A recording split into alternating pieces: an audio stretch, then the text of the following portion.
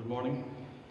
कल हम लोगों ने सीखा था कि अगर पार्टनर्स के प्रॉफिट रेशियो में कुछ चेंज हुआ तो ऐसी कंडीशन में हम गुडविल का क्या ट्रीटमेंट करेंगे।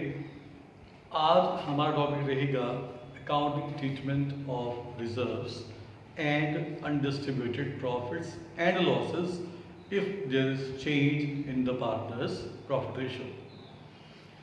कई बार क्या होता है कि जब पार्टनर्स का प्रॉफिट रेशियो चेंज होता है तो ऑलरेडी फर्म के पास में कुछ अनडिस्ट्रीब्यूटेड प्रॉफिट्स या कुछ रिजर्व्स या कुछ एक्यूमुलेटेड लॉसेस होते हैं जो कि बैलेंस शीट में अपीयर करते हुए होते हैं।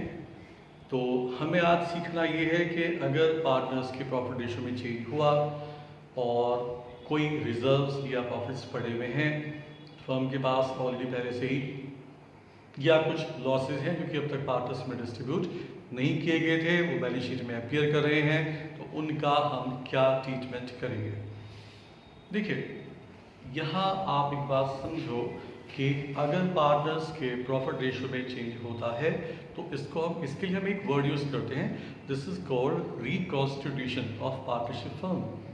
रिकॉन्स्टिट्यूशन मीन्स कि भाई कॉन्स्टिट्यूशन जो है वो चेंज हो रहा है, यानी कि रूल्स एंड रेगुलेशंस जो है वो चेंज हो रहे हैं, तो this is also named as the reconstitution of the partnership firm. अब एक बात ये आती है कि सपोज अगर हम पहले बात कर लेते हैं कुछ अनडिस्ट्रीब्यूटेड रिजर्व्स की या फिर प्रॉफिट्स की जो कि बैलेंस शीट में अपीयर कर रहे हैं लायबिलिटी साइड में, और पार्टनर्स की प्रॉफिट रेशियो में चेंज हुआ है और वो कह रहे हैं कि इनका अकाउंटिंग ट्रीटमेंट बताओ।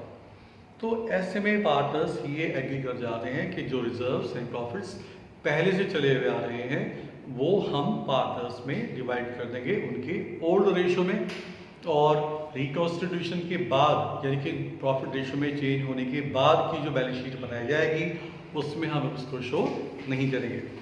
That means the partners decide to distribute all these reserves and profits among themselves in their old ratio and decide not to show these items in the new balance sheet। तो ऐसे में हम क्या करेंगे, क्या उसका treatment होगा वो आपको देखो यहाँ सामने हेडिंग है, accounting treatment of reserves and accumulated profits and the losses. तो सबसे पहले जैसे मैंने आपको बताया कि पार्टनर्स क्या डिसाइड करेंगे कि वो रिजर्व्स एंड प्रॉफिट्स जो भी मेंटेन किए गए हैं they decide to distribute these amounts among themselves in their old ratio. तो for transfer of reserves and accumulated profits इनको हम पार्टनर्स के कैपिटल अकाउंट्स में ट्रांसफर कर देंगे। अब आपको मालूम है कि रिजर्व्स जो मेंटेन किए गए होते हैं ये कहाँ से मेंटेन किए गए होते हैं, प्रॉफिट में से, यानी कि reserves is the part of profit. अगर प्रॉफिट एंड लॉस का क्रेडिट बैलेंस हमें गिवन है तो वो भी प्रॉफिट ही ट्रीट किया जाता है। तो ये प्रॉफिट्स को हम पार्टनर्स में उनके ओल्ड रेशियो में जब बांटेंगे तो ऑब्वियस है कि उससे पार्टनर्स की जो कैपिटल है वो इंक्रीज होंगी। और वही कंसेप्ट पहले वाला कि अगर किसी भी ट्रांजेक्शन से पार्टनर्स की कैपिटल इंक्रीज होती है तो हम उसमें पार्टनर्स के कैपिटल अकाउंट्स को क्रेडिट करने वाले हैं। ये तो आप पूरी पार्टनरशिप में ध्यान रखना। तो रिजर्व्स एंड प्रॉफिट्स को हमने पार्टनर्स में बांटा, तो क्या एंट्री करेंगे हम उसकी reserves account debit, profit and loss account debit to all partners capital account, और किस रेशियो में वो आप ध्यान दें, इन देयर ओल्ड रेशियो।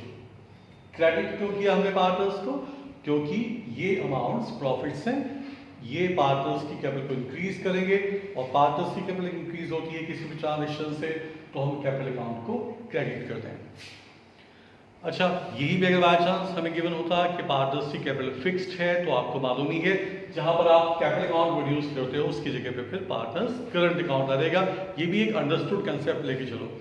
जब भी कभी कोई एंट्रीज पास करनी है they are saying that the capitals are fixed, तो उस कंडीशन में आप एंट्री बनाते हुए करंट अकाउंट रिड्यूस करेंगे in place of the capital account. चलिए, अच्छा, अब एक बात ये भी आती है कि जैसे अनडिस्ट्रीब्यूटेड लॉसेस वो प्रॉफिट्स होते हैं, ऐसे ही कुछ अनडिस्ट्रीब्यूटेड लॉसेस भी होते हैं जो कि बैलेंस शीट में अपीयर करते हुए होते हैं। तो उनको क्या करेंगे, उनको भी हम पार्टनर्स में डिस्ट्रीब्यूट करेंगे। बट अब के बाद जब आप लॉसेस को पार्टनर्स में बांट रहे हो तो ऑब्वियस है कि उससे पार्टनर्स की कैपिटल कम हो जाएगी, यानी कि लॉसेस को बांटते हुए हम कैपिटल अकाउंट्स को डेबिट करेंगे। तो क्या एंट्री करेंगे हम इसकी? For transfer of accumulated losses, losses को बांटने की रिवर्स एंट्री होगी, बिकॉज इससे हम कैपिटल अकाउंट को की बार डेबिट करेंगे। तो क्या एंट्री करेंगे आप? All partners capital account debit to profit and loss account debit balance. याद रखो कि अगर प्रॉफिट एंड लॉस का क्रेडिट बैलेंस गिवन होता है तो वो प्रॉफिट होता है, और अगर प्रॉफिट लॉस का डेबिट बैलेंस है तो वो हमारा लॉस होता है। अगर कुछ भी नहीं गिवन है, खाली प्रॉफिट एंड लॉस अकाउंट ही है, तो हम इसको क्रेडिट बैलेंस मानते हुए प्रॉफिट अज्यूम करते हैं। तो हमने लॉसेस को पार्टनर्स में बांटा, तो partners capital account debit to profit and loss account to advertisement expenditures. ये एक फिक्टिशियस एसेट होती है, advertisement expenditures, a kind of loss ये भी, और ये हम पार्टनर्स में डिस्ट्रीब्यूट कर देंगे उनके ओल्ड रेशो में। और याद रखो कि जब आप रिकॉन्स्टिट्यूटेड फर्म की नई बैलेंस शीट बनाएंगे तो उसमें हम इन आइटम्स को शो नहीं करने वाले हैं। अब क्यों? बिकॉज इनको हमने पार्टनर्स में ऑलरेडी डिस्ट्रीब्यूट कर दिया है। एक बात और याद रखना कि अगर हमें बैलेंस शीट गिवन होती है तो याद रखिए कि उसमें जो रिजर्व्स एंड प्रॉफिट लॉस का क्रेडिट बैलेंस है ये अपीयर करते हैं लायबिलिटी साइड में पुरानी वाली फर्म की, और पीएल का अगर डेबिट बैलेंस है या एडवर्टाइजमेंट एक्सपेंडिचर्स तो दे appear in the asset side of the balance sheet, जिनको कि हमें ये अकाउंटिंग ट्रीटमेंट करना होता है।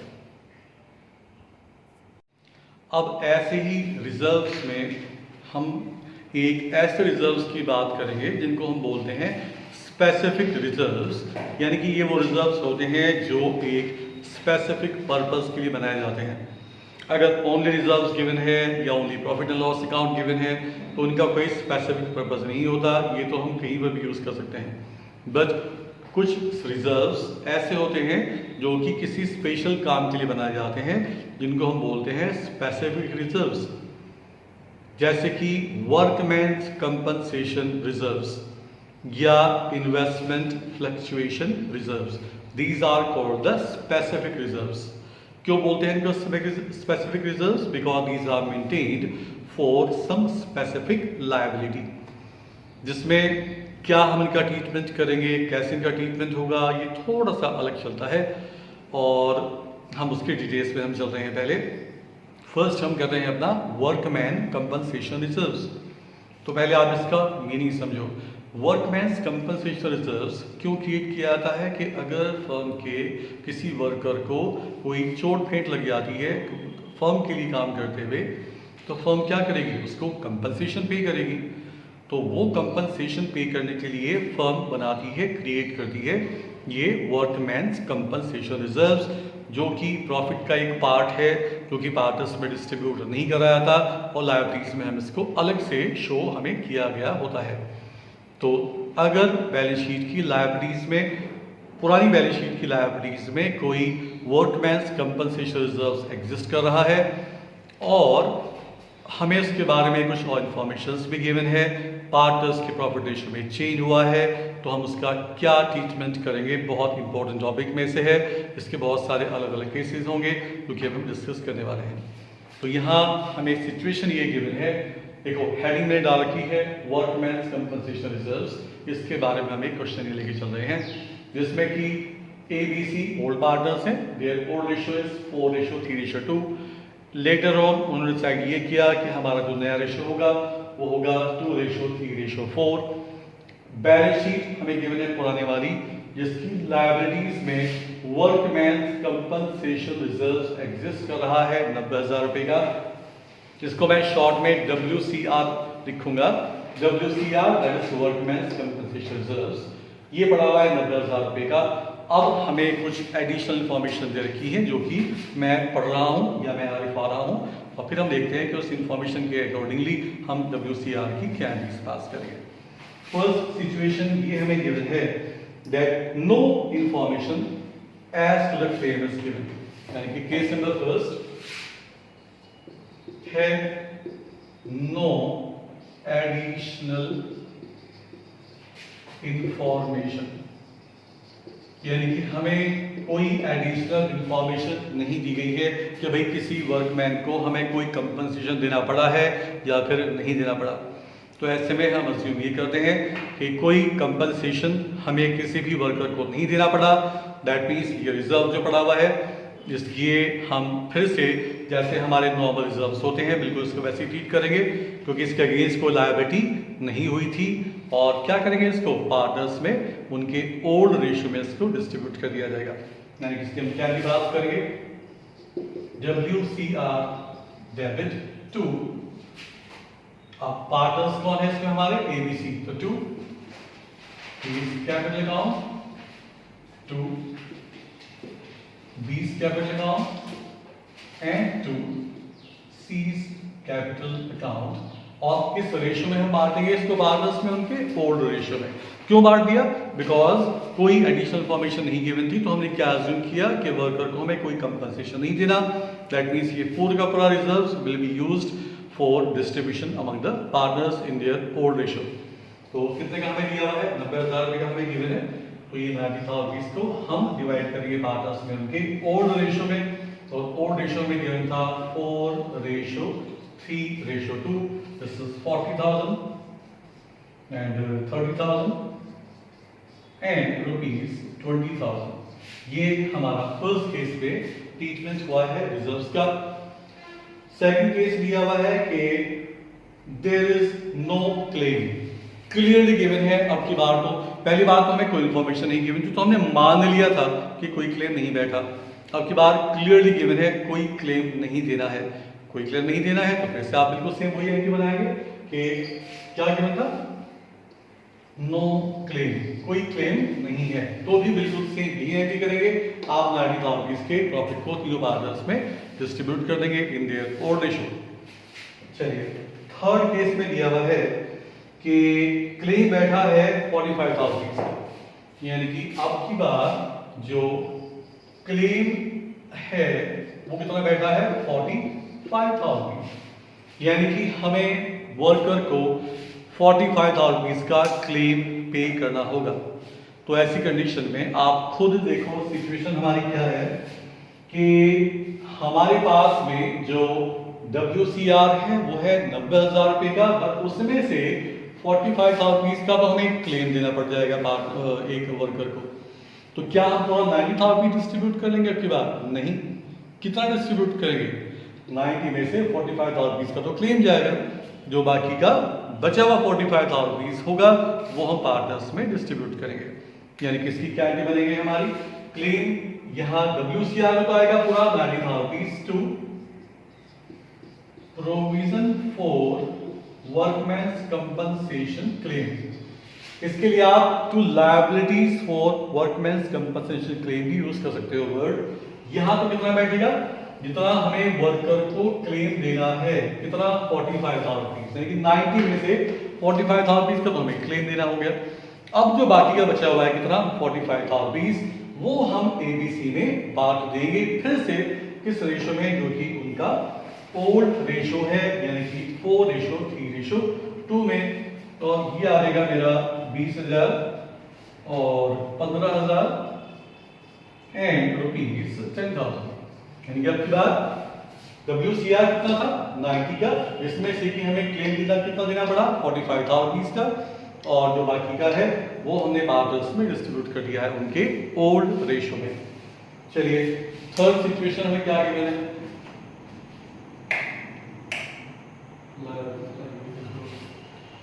थर्ड सिचुएशन हमें अब की बार दी गई है कि जो क्लेम है वो अब की बार बैठा है 99,000 रुपीज का। यानी कि अब की बार सिचुएशन हमारी क्या रही है कि अब की बार जो क्लेम हमें देना है वो देना है 99,000 रुपीज। तो अब की बार थोड़ा सा मामला अलग अटकेगा, बिकॉज जो हमने रिजर्व्स मेंटेन किए हुए हैं वो है केवल 90,000 रुपए के, जबकि हमें जो क्लेम देना पड़ रहा है वो कितना बैठ रहा है 99,000 रुपीज। यानी कि अब की बार जो क्लेम का अमाउंट है वो हमारे रिजर्व से ज्यादा हो गया है। तो ऐसे में हम क्या एंट्री बनाएंगे इसकी, वो आप ध्यान से देखना। यहाँ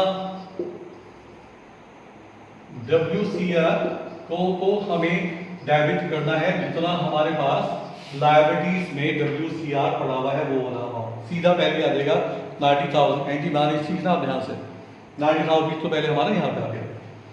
अब एक लाइन का ना बीच में आप स्पेस छोड़ देना, फिर हम क्या लिखेंगे यहाँ पे 2, वही क्लेम फॉर वर्कमैन्स कंपनसेशन। हमें वर्कर्स को कितना क्लेम देना है, या वही जो मैंने पहले वर्ड यूज करवाया था, to provision for workman's compensation claim. Claim हमें कितना देना है आपकी बार 99,000 रुपीज का। तो यहां तो कुछ बचा ही नहीं है पार्टनर्स में डिस्ट्रीब्यूट करने के लिए, क्योंकि रिजर्व केवल 90 के थे और देना पड़ गया 99,000 रुपीज। तो बचता क्या, इवन कमी पड़ गई है 9,000 रुपीज की। तो याद रखिए कि अगर हमारी लायबिलिटी ज्यादा हो गई है और जो उसके लिए हमने रिजर्व्स क्रिएट किया हुआ था कि भाई हम इस रिजर्व्स में से लायबिलिटीज का पेमेंट कर देंगे, वो रिजर्व्स का अमाउंट बैठ रहा है कम, तो ऐसे में आप खुद देखो कि बैलेंस कहां बच रहा है आपकी बात, डेबिट साइड में कितने का बच रहा है, रुपीज 9,000। तो इसके लिए हम एक अलग अकाउंट खोलते हैं इस लॉस के लिए, और वो होता है हमारा रिवैल्यूएशन अकाउंट। यानी कि इफ लायबिलिटी ज्यादा और रिजर्व्स कम, तो जो डिफरेंस बचा उस लॉस को तो आप लॉस मानेंगे, that loss is transferred to a separate account which is called revaluation account. Revaluation account की डिटेल्स में हम चलेंगे नेक्स्ट टॉपिक पे। फिलहाल आप ये समझ लें कि अगर ऐसे में कोई लॉस होता है तो पहले हम इस लॉस को ट्रांसफर कहाँ करेंगे, अपने रिवैल्यूएशन अकाउंट में। अब ये जो रिवैल्यूएशन से 9,000 रुपीज का लॉस हुआ है, आप खुद सोचो ये लॉस किस में बंटना चाहिए, फर्म के पार्टनर्स में, किस रेशो में बंटना चाहिए, उनके ओल्ड रेशो में। यानी कि ये जो रिवैल्यूएशन से लॉस हुआ है 9,000 रुपीज का, अब हम इसको तीनों पार्टनर्स में ABC में उनके ओल्ड रेशो में बांटना पड़ेगा हमें। किस और क्या एंट्री पास करेंगे हम उसकी, जब आप लॉस को पार्टनर्स में बांट रहे हो तो हम पार्टनर्स कैपिटल अकाउंट्स को क्या करेंगे, डेबिट, तो डेबिट करेंगे हम। तो उसके लिए क्या बनेगी हमारी, A's कैपिटल अकाउंट दिया, उसके बाद B's कैपिटल अकाउंट दिया, देन C's कैपिटल अकाउंट दिया टू रिवैल्यूएशन अकाउंट। और ये जो 9,000 रुपीज का रिवैल्यूएशन से लॉस हुआ है, ये हम तीनों पार्टनर्स ABC में डिस्ट्रीब्यूट कर देंगे उनके ओल्ड रेशो में। और ओल्ड रेशो हमें फिर से गिवन था ये वाला 4:3:2। तो ये आ गया मेरा 4,000, 3,000 एंड 2,000 का। चलिए एक केस ये रहा। अगला केस हमें क्वेश्चन में क्या गिवन है आपकी बात कि claim on account of workman's compensation is ₹90,000। अब की बात क्लेम जो हमारा बैठा है वो बैठा है एग्जैक्टली 90,000 रुपए का। हमारे पास रिजर्व कितने के मेंटेन है, 90 के, और हमें क्लेम भी कितने का देना पड़ गया है, 90,000 रुपीज का ही। बस अब की बात हम सिंपली क्या करेंगे, हमें कुछ नहीं करना इसमें से, हम सिंपल सी बात क्या करेंगे कि WCR डेबिट जितना हमारे पास रिजर्व है, और to provision for workman's compensation claim जितना हमें क्लेम देना पड़ेगा, जो कि है 90,000 रुपीज का। और बस हमारी एंट्री कंप्लीट। ना ही तो कुछ रिजर्व बचा कि हम इसको पार्टनर्स में डिस्ट्रीब्यूट कर देंगे, और ना ही कोई लायबिलिटी स्टैंड करी जिसको हम लॉस मानेंगे। उतनी का रिजर्व क्रिएटेड था और उतनी की हमारी ये लायबिलिटी बैठ गई है। चलिए अगला इसमें केस हमें क्या दिया हुआ है कि क्लेम जो बैठा है आपकी बात, वो बैठा है 36,000 रुपीज का। यानी कि जो क्लेम हमें देना है वो कितना देना है, 36,000 रुपीज। ये बात पहले डिस्कस हो चुकी है। इसमें तो आपको क्या करना है, सिंपल कि यू हैव गॉट, यानी कि अब की बात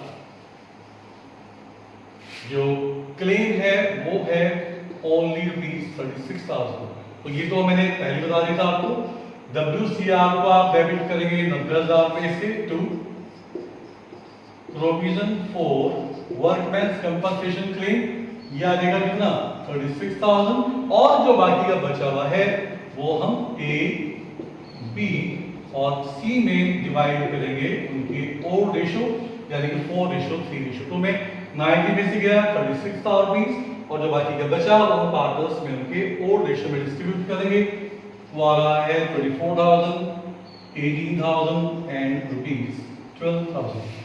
तो ये आपने सीखा कि अगर वर्कमेंस कंपनसेशन रिजर्व्स हमें क्वेश्चन में गिवन है तो उसके बारे में क्या एडिशनल इंफॉर्मेशन गिवन है, उनके अकॉर्डिंगली हमें उसकी एंट्रीज जो है वो बनानी होती है।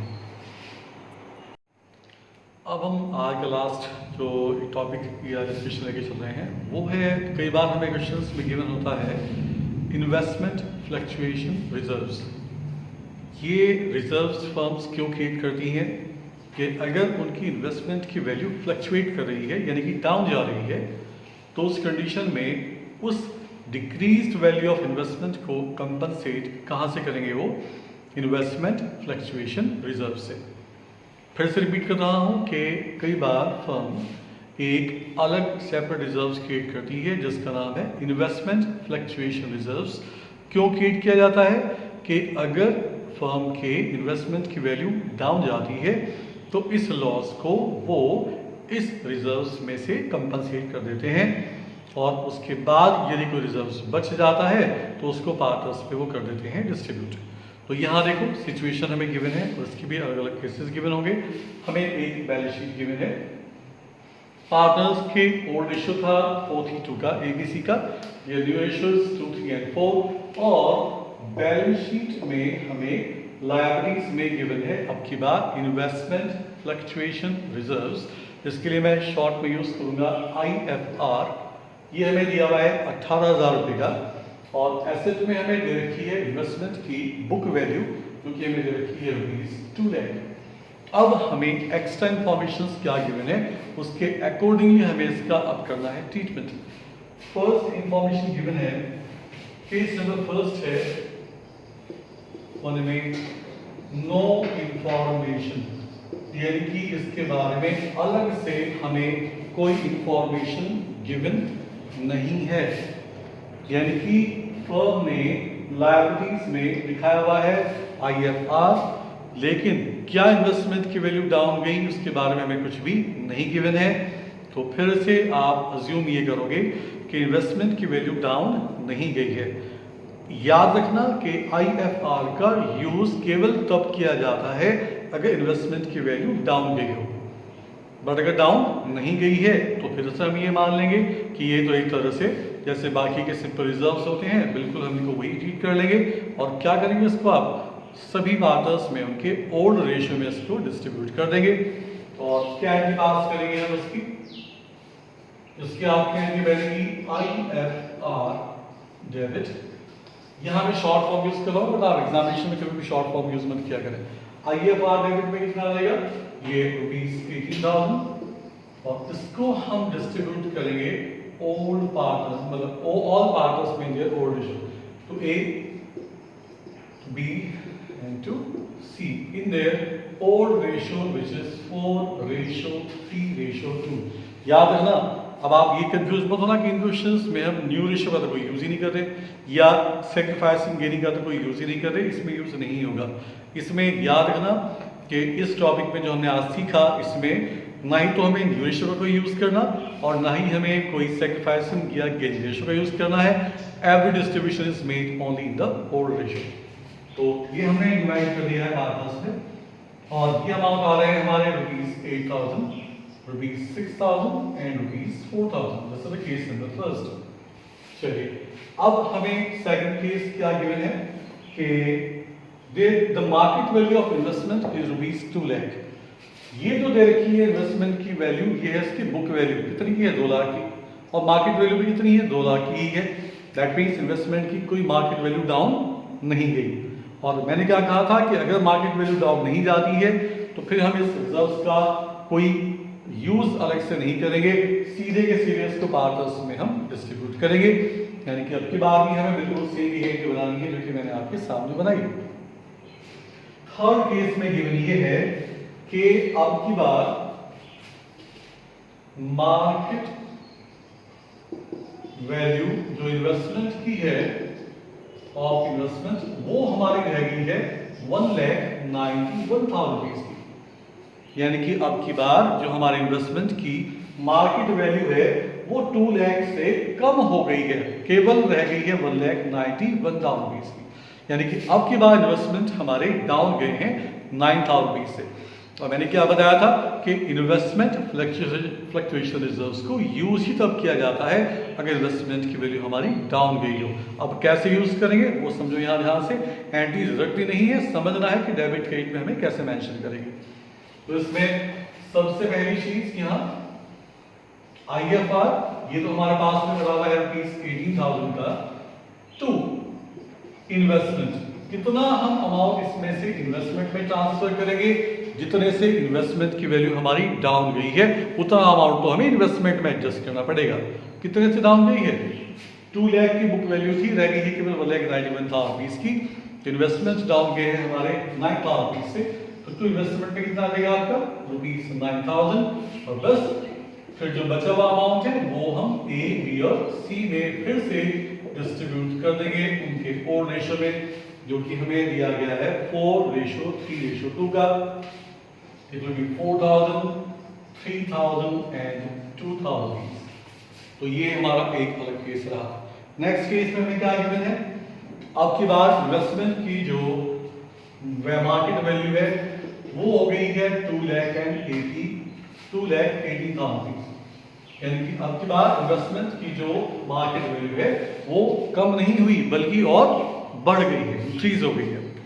तो ऐसी कंडीशन में आप खुद सोचो, ये जो IFR हमने क्रिएट किया हुआ था, क्यों क्रिएट किया था? कि अगर इन्वेस्टमेंट की वैल्यू डाउन जाती है तो उसका यूज होगा, बट डाउन तो गई नहीं, इन्वेस्टमेंट तो बढ़ रहे हैं, तो इन्वेस्टमेंट के लिए तो उसका यूज नहीं होगा। जब इन्वेस्टमेंट के लिए इसका कोई यूज नहीं हो रहा तो फिर से क्या करेंगे हम? जिसको पुराने पार्टनर्स में उनके पुराने रेशियो में हम डिस्ट्रीब्यूट कर देंगे। यानी कि जो 18,000 रुपीज का हमारा पड़ा हुआ IFR, इसको तो हम पार्टनर्स में करेंगे डिस्ट्रीब्यूट। इसके लिए करेंगे IFR debit to A to B and to C, किस रेशियो में? जो उनका ओल्ड रेशियो है 4, 3 एंड 2 का। इस 18,000 रुपीज को तो हम डिवाइड करेंगे पार्टनर्स में उस रेशियो में। This is 8,000, 6,000 and 4,000। चलिए ये तो हो गया। बट अब हम जरा यहाँ आते हैं। इन्वेस्टमेंट की हमारी मार्केट वैल्यू 18,000 रुपीज से बढ़ी है, तो आप लोगों ने देखा कि अगर इन्वेस्टमेंट की वैल्यू हमारी बढ़ रही है तो वो हम मानते हैं प्रॉफिट ऑन रिवैल्यूएशन। और इस प्रॉफिट को हम कहाँ ट्रांसफर करेंगे? रिवैल्यूएशन अकाउंट में। जैसे कि आपने पिछले वाले क्वेश्चन में देखा था, लॉस को हमने रिवैल्यूएशन अकाउंट में ट्रांसफर किया था, बट वहाँ रिवैल्यूएशन अकाउंट को हमने डेबिट किया था क्योंकि वो लॉस था। बट यहाँ हमारी मार्केट वैल्यू बढ़ रही है, this is the profit on revaluation, तो हम इसमें रिवैल्यूएशन अकाउंट को क्रेडिट करने वाले हैं। तो क्या एंट्री बनेगी हमारी? ये एंट्री होगी investment account debit to revaluation account. और कितने से? जितने से हमारी इन्वेस्टमेंट की वैल्यू बढ़ी है। कितने से बढ़ी है? ₹18,000। और याद रखो कि अगर रिवैल्यूएशन पर कोई भी प्रॉफिट हुआ है या फिर लॉस हुआ है तो उसको हमें इमीडिएटली पार्टनर्स में उनके ओल्ड रेशियो में डिस्ट्रीब्यूट करना होता है। जैसे आपने पिछले वाले क्वेश्चन में देखा था, वहाँ रिवैल्यूएशन अकाउंट डेबिट हुआ था, वो लॉस था, हमने उसको पार्टनर्स में उनके ओल्ड रेशियो में बांटा था। अब की बार हम रिवैल्यूएशन अकाउंट को क्रेडिट कर रहे हैं, तो ये प्रॉफिट है, इसको भी हमें पार्टनर्स में डिवाइड करना होगा उनके ओल्ड रेशियो में। और आपको मालूम है कि अगर प्रॉफिट को बांटते हैं तो हम पार्टनर्स को क्रेडिट करने वाले हैं। तो उसके लिए क्या बनेगी हमारी? रिवैल्यूएशन अकाउंट लिया, ये तो 18,000 का प्रॉफिट है, और ये हम पार्टनर्स में बांटेंगे A, B, C में। किस रेशियो में? फिर से जो उनका ओल्ड रेशियो है, जो कि है 4:3:2। तो कितना आ गया आपका? 8,000, 6,000 एंड ₹4,000। चलिए अब हम इसमें एक और केस लेके चल रहे हैं। अब की बार जो हमारी मार्केट वैल्यू ऑफ इन्वेस्टमेंट है, ये रह गई है केवल 1,73,000 रुपीज की। यानी कि अब की बार जो हमारी मार्केट वैल्यू ऑफ इन्वेस्टमेंट है वो डाउन गई है। और कितने से डाउन गई है? मैं डिफरेंस निकालता हूं, 2 लाख माइनस 1,73,000, ये डाउन गई है 27,000 रुपीज से। यानी कि अब की बार इन्वेस्टमेंट की वैल्यू ज्यादा से डाउन जा रही है 27,000 से, जबकि हमारे पास में जो IFR पड़ा हुआ है वो है केवल ₹18,000 का। तो फिर ऐसी कंडीशन में हम क्या करेंगे, इसमें सबसे पहले तो हम ये देखेंगे कि हमारा जो IFR हम डेबिट करेंगे जो हमारे पास में मौजूद है कितना, 18,000, बट जो इन्वेस्टमेंट की वैल्यू हमारी डाउन गई है वो कितने से गई है, 27,000 से, यानी कि अब की बार हमें 9,000 का लॉस हुआ है। और आपको मालूम है कि लॉस को तो हमें कहां ट्रांसफर करना होता है, रिवैल्यूएशन अकाउंट में, यानी कि IFR ओनली ₹18,000, जबकि इन्वेस्टमेंट की वैल्यू डाउन गई है 27,000 से, तो अब की बार 9,000 रुपए का लॉस क्यों हुआ, बिकॉज रिजर्व्स कम के थे और डाउन ज्यादा गई है वैल्यू। तो जब अब ये रिवैल्यूएशन अकाउंट से हमें लॉस हुआ है, क्या करेंगे, इस लॉस को पार्टनर्स में डिस्ट्रीब्यूट करेंगे, लॉस को पार्टनर्स में बांटेंगे, तो हम पार्टनर्स को डेबिट करेंगे, A debit, B debit, C debit to revaluation account किस रेशो में बांटेंगे, पार्टनर्स के ओल्ड रेशो में। तो ये 9,000 के हम लॉस को पार्टनर्स में बांट देते हैं उनके ओल्ड रेशो में। ये हो गया हमारा अकाउंटिंग ट्रीटमेंट ऑफ IFR। तो आज हमारे बहुत सारे टॉपिक्स हुए हैं, थोड़ी सी वीडियो बढ़ी गई है, बट आपके लिए इंपॉर्टेंट टॉपिक्स में था। आप इस सभी क्वेश्चंस आज कंप्लीट कर लेना।